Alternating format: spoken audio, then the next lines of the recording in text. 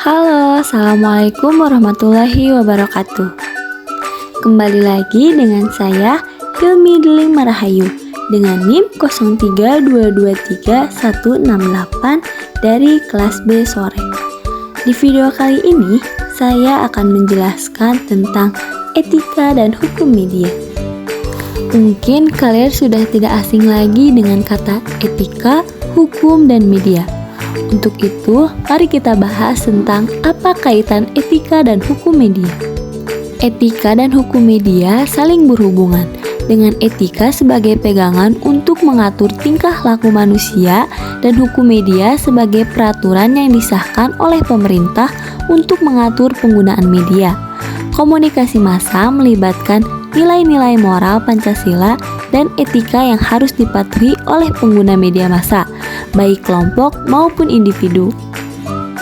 Lalu, apa sih fungsi etika media? Yang pertama adalah menjaga kredibilitas dan integrasi media. Yang kedua, mendorong praktik jurnalisme yang bertanggung jawab.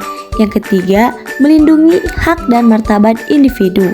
Yang keempat, mengedukasi dan mencerahkan publik. Yang kelima, mengurangi penyebaran informasi palsu dan hoaks. Selanjutnya, apa fungsi hukum media? Yang pertama, untuk mengatur dan mengawasi operasi media. Yang kedua, melindungi jurnalis dan konsumen. Yang ketiga, menjamin kebebasan pers dengan batasan tertentu. Yang keempat, menegakkan keadilan dan menindak pelanggaran. Yang kelima, mendorong transparansi dan akuntabilitas. Lalu, bagaimana cara penerapan dalam kehidupan sehari-hari?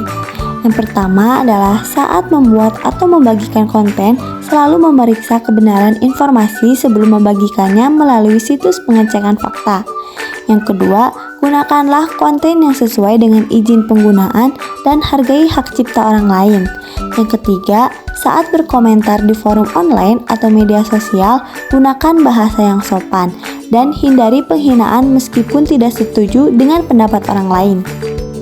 Yang keempat, jika menemukan konten yang melanggar hukum atau etika, laporkan ke pihak berwenang atau platform media sosial terkait. Yang kelima, pahami peraturan UU ITE yang mengatur aktivitas di dunia maya, termasuk larangan penyebaran hoaks, penghinaan, dan pelanggaran privasi. Yang keenam, bagikan pengetahuan tentang etika dan hukum media kepada orang lain untuk membangun komunitas yang lebih sadar dan bertanggung jawab. Dengan mengintegrasikan etika dan hukum dalam praktik media sehari-hari, masyarakat dan para pelaku media dapat mencapai berbagai manfaat sebagai berikut.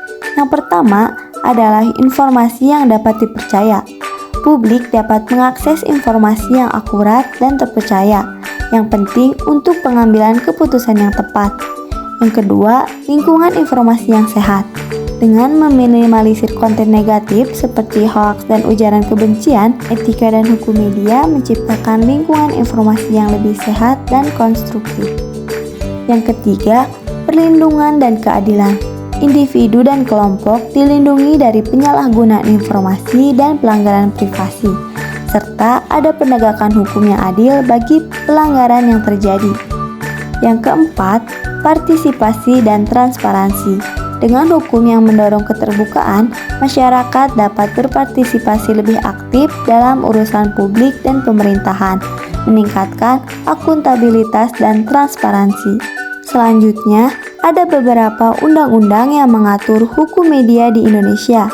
Yang pertama, Undang-Undang Nomor 40 Tahun 1999 tentang pers. Yang kedua, Undang-Undang Nomor 32 Tahun 2002 tentang penyiaran. Yang ketiga, Undang-Undang Nomor 11 Tahun 2008 tentang informasi dan transaksi elektronik atau ITE.